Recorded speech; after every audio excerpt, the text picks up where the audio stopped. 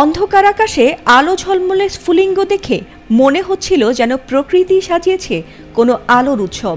কিন্তু এই দৃশ্যটি কোনো প্রাকৃতিক নয়, বরং এটি ছিল একটি ড্রোন লাইট শো।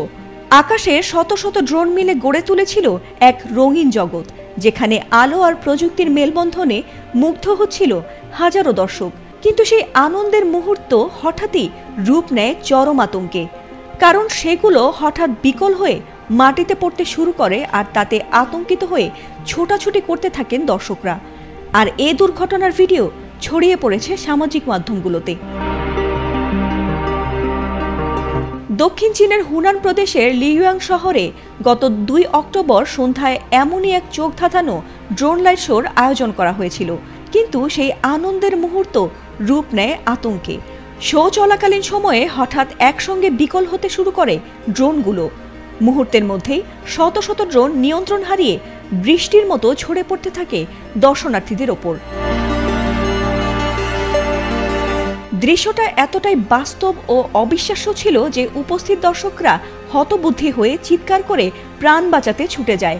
আবার কেউ হতবাক হয়ে তাকিয়ে থাকে আকাশের দিকে, আবার কেউ মোবাইল তুলে ধারণ করে সেই ভয়াবহ মুহূর্তটি।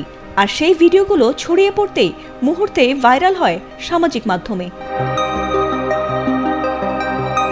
স্থানীয় কর্তৃপক্ষের বরাতে জানা গেছে, প্রযুক্তিগত ত্রুটির কারণেই হঠাৎ ড্রোনগুলো নিয়ন্ত্রণ হারায়।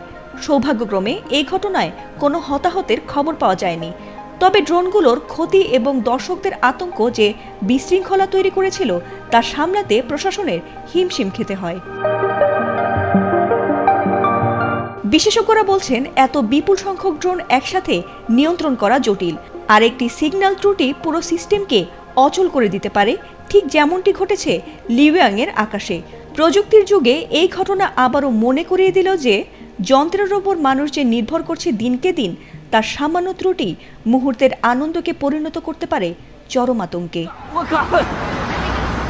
ফাতিমা সুলতানা, এটিএন বাংলা।